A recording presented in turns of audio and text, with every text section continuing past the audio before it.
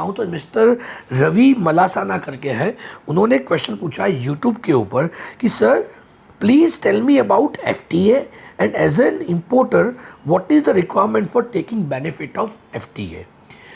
जिन viewers को पता नहीं है कि एफटीए क्या है, एफटीए एक होता है फ्री ट्रेड एग्रीमेंट।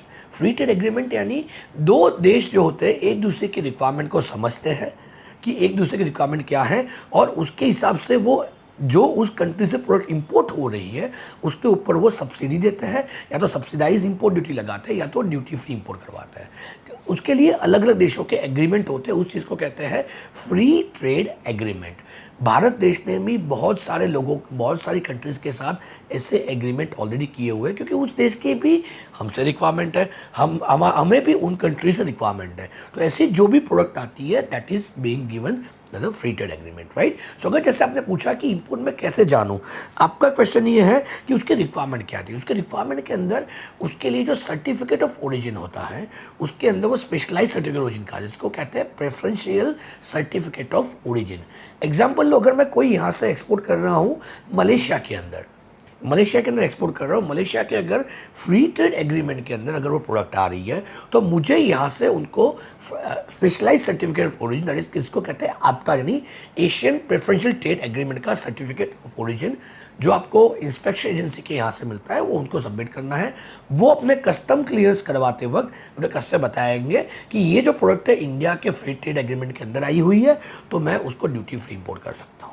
वैसे अगर रिवर्सल बात करते हैं, हम लोग किसी जगह से इंपोर्ट करना चाहते हैं, से फॉर एग्जांपल आजकल A4 साइज़ के ऊपर बहुत सारे इंपोर्ट होते हैं, राइट। सो हमारा साप्ता के अंदर, south Asian preferential trade agreement के अंदर ये प्रोडक्ट फॉल करती है और duty free import basically allow किया गया है। इंडोनेशिया हो गया, मलेशिया हो गया, थाईलैंड से हो गया, जिसके अंदर ड्यूटी आपको सब्सिडाइज या तो नील ड्यूटी भरनी है। तो अगर आप इंडोनेशिया से इंपोर्ट कर रहे हो तो इंडोनेशिया का एक्सपोर्टर जो है आपको साप्टा सर्टिफिकेट देगा, जिसको south Asian preferential trade agreement कहते हैं, उसके हिसाब से सर्टिफिकेट ओरिजिन देगा।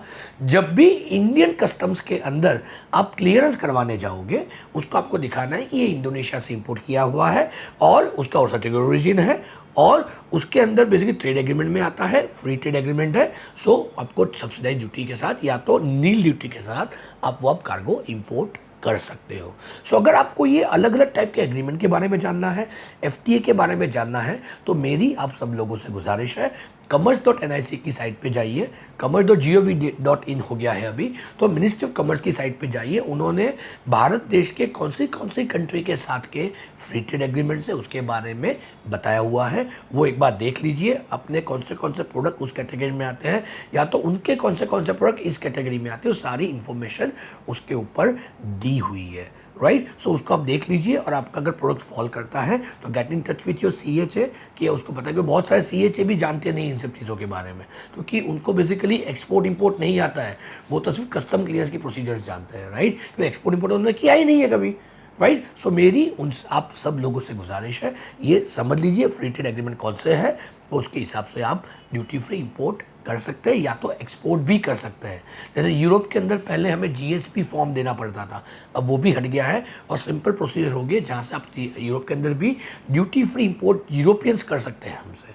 तो ये फ्री ट्रेड एग्रीमेंट है। I am sure Ravi ji आपको आपका आंसर मिला होगा, और कुछ भी क्वेश्चन है, क्वेरी है, प्लीज़ #AskReply लिख के आप क्वेश्चन पूछ सकते हैं। अगर आपको आंसर अच्छा लगा है तो प्लीज़ रिक्वेस्ट है, प्लीज़ शेयर कीजिए, सब्सक्राइब कीजिए और ज़्यादा से ज़्यादा लोगों तक इस चीज़ को पहुंचाइए। वंस अगेन, जय भारत, जय हिंद।